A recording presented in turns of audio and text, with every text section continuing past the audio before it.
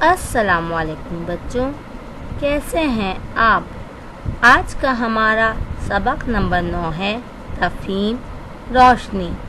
Number 1 ہم اس کی بلند خوانی کریں گے، نمبر 2 اس کی وضاحت کی جائے گی، نمبر 3 اس کے نئے الفاظ پڑھیں گے۔ روشنی۔ کیا آپ نے کبھی سوچا کہ ہمیں اپنے ارد گرد کی چیزیں کیسے نظر آتی ہیں؟ وہی چیزیں اندھیرے میں کیوں نظر نہیں آتی؟ اس کی وجہ یہ ہے کہ اللہ تعالیٰ نے ہمیں روشنی کی نعمت بخشی ہے۔ روشنی کی وجہ سے ہم سب دیکھ سکتے ہیں۔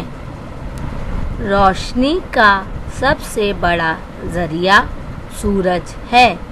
اس کے علاوہ آگ، بجلی کی چمک اور کچھ جانوروں، مچھلیوں اور کیڑوں مثلاً جگنو کی اپنی روشنی ہوتی ہے۔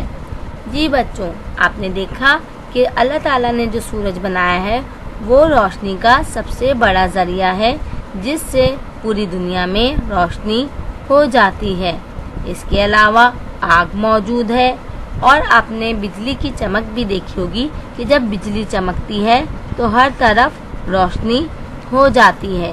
اس کے علاوہ کچھ جانور، مچھلیاں اور کیڑے ہیں جیسے جگنو وغیرہ، اور آپ تصویر میں دیکھ رہے ہیں کہ جیلی فش وغیرہ سے بھی روشنی نکلتی ہے، جن سے ہم روشنی حاصل کرتے ہیں۔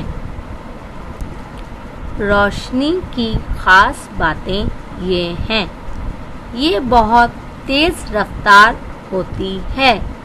جتنی دیر میں ہم ایک لفظ کہتے ہیں اتنی دیر میں یہ پوری زمین کے گرد 8 چکر لگا سکتی ہے۔ یہ ہمیشہ سیدھی جاتی ہے، یہ چیزوں سے ٹکرا کر واپس آ جاتی ہے۔ جی بچوں، آج ہم نے روشنی کے بارے میں سیکھا کہ روشنی کہاں کہاں سے حاصل ہوتی ہے اور اس کی خاص باتیں کیا ہیں۔